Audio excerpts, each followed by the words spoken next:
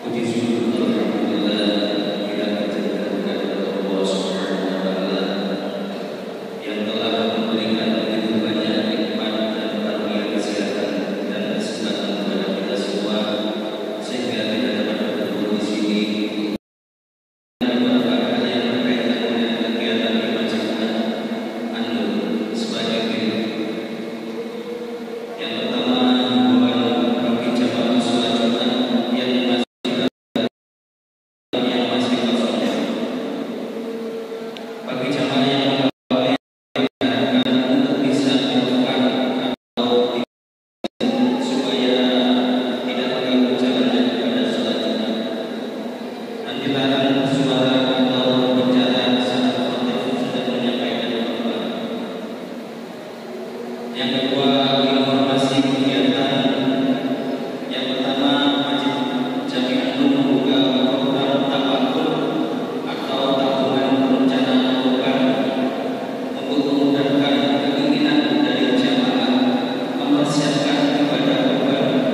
Jamaah bisa menghubungi Abbas Sutoyo untuk mengetahui lebih detailnya. Yang kedua, Masjid Jami An-Nur membagikan nasi Jumat berkah yang akan diserahkan setelah imam selesai di masjid atau setelah ruqyah. Yang ketiga, Masjid Jami An-Nur membagikan es krim kepada jamaah yang ramai. Yang keempat, pemasukan Jumat lalu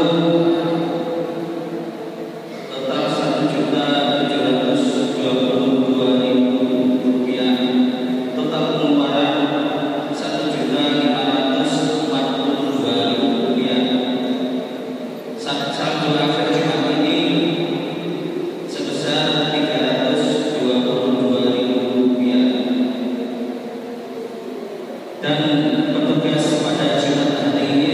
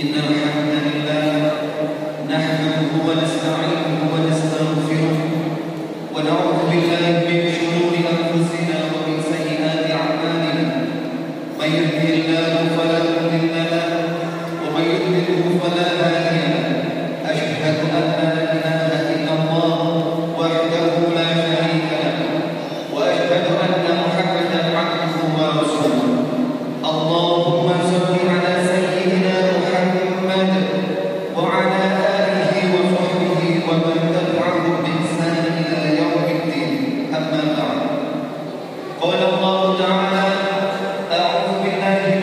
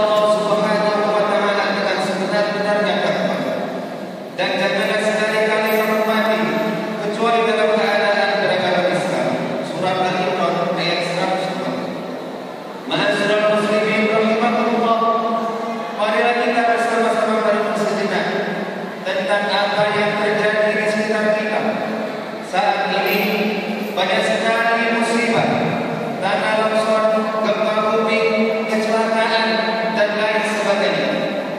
Tidak sedikit di antara mereka adalah saudara dan kerabat kita. Kapan saja dan di mana saja, muda ataupun tua, laki-laki ataupun perempuan, semua manusia tidak akan pernah memprediksi akan ketentuan Allah Subhanahu wa taala. Kullu nafsin dha'iqatul maut. Setiap yang bernyawa pasti akan merasakan kematian. Kematian adalah suatu yang pasti kita hadapi, sesuatu yang menjadi tempat dari kehidupan dunia menuju kehidupan akhirat adalah kematian tersebut. Ma'asyiral muslimin rahimakumullah.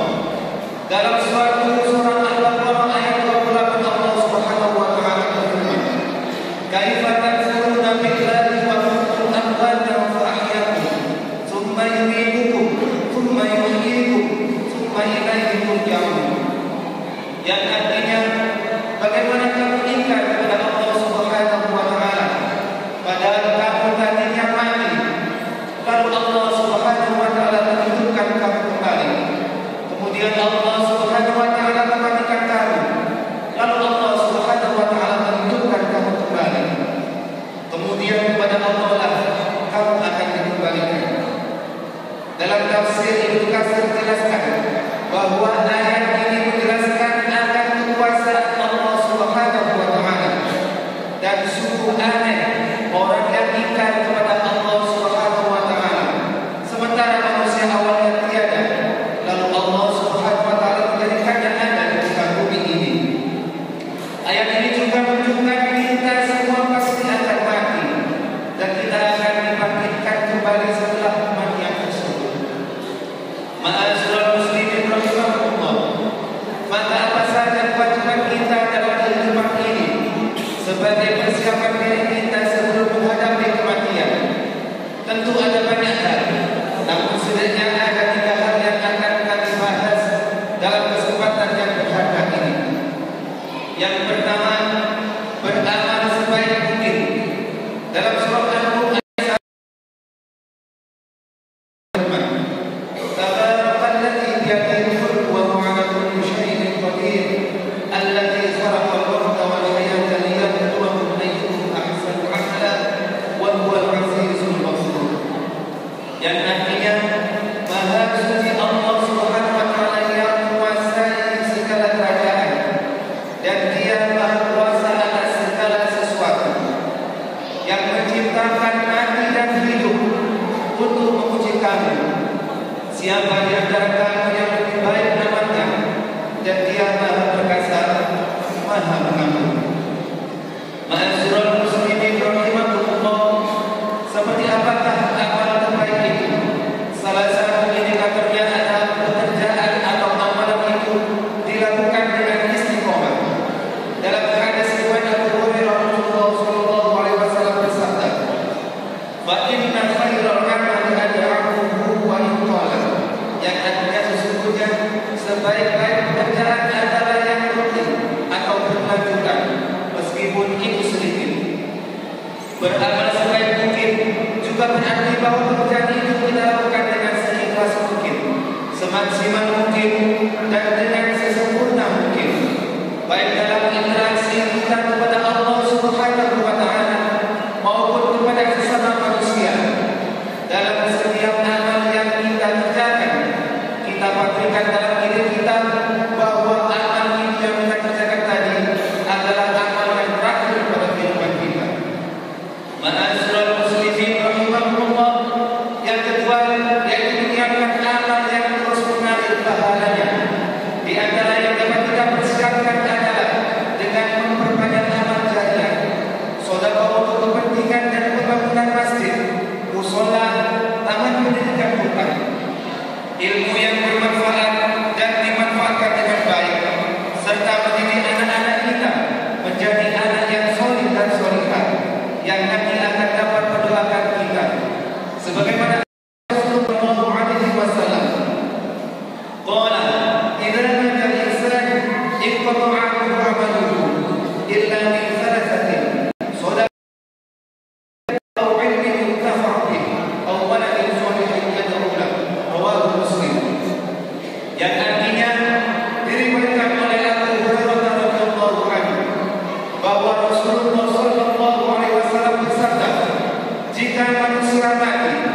maka terputuslah amalnya kecuali 3 perkara. Yang pertama sedekah jariyah, yang kedua ilmu yang diambil manfaatnya, dan ketiga adalah anak yang soleh yang selalu mendoakan orang tuanya. Hadis riwayat Muslim. Yang ketiga adalah berdoa agar diberikan oleh Allah Subhanahu wa taala husnul khatimah. Apakah itu husnul khatimah? Di antara tanda husnul khatimah adalah apabila dia mengucapkan kalimat la ilaha illallah di akhir hayatnya. Dalam sebuah hadis sahih diriwayatkan oleh Abu Dawud, Rasulullah sallallahu alaihi wasallam bersabda, "Man kana akhiru kalamihi la ilaha illallah dakhala al-jannah." Barang siapa yang akhir perkataannya adalah la ilaha illallah, pekerjaan baik di akhir hidupnya. Qala Rasulullah sallallahu alaihi wasallam, "Idza arada bi'abdin khairan ista'malu." Faqila kaifa yasta'malu ya Rasulullah? Qala yuwaffiquhu li'amal shalih. Qala la maksud. Yang artinya Rasulullah sallallahu alaihi wasallam bersabda, apabila Allah Subhanahu wa taala menghendaki kebaikan kepada seseorang, maka Allah Subhanahu wa taala akan membuatnya beramal. Kemudian pada saat bertanya kepada Rasulullah, bagaimana membuatnya beramal ya Rasulullah? Maka beliau menjawab, Allah Subhanahu wa taala akan memberikan taufik kepadanya untuk melaksanakan amal saleh sebelum dia meninggal. Hadis riwayat Ahmad dan Imam Tirmidzi. Selain berusaha dengan segenap amal saleh untuk mencapai husnul khatimah, kita juga harus selalu berdoa kepada Allah Subhanahu wa taala. Pada akhirnya, semoga kita menjadi hamba Allah Subhanahu wa taala yang berhasil dalam mempersiapkan kehidupan kita, yang mampu meningkatkan keimanan dan ketakwaan kita kepada Allah Subhanahu wa taala, dan kelak Allah Subhanahu wa taala mentakdirkan kita dengan predikat husnul khatimah. Amin amin ya rabbal alamin. Barakallahu li wa lakum fil Qur'anil azim wa nafa'ani wa iyyakum biha fihi min al-ayati wa dhikril hakim wa taqabbal minni wa minkum tilawatahu innahu huwas samiul alim.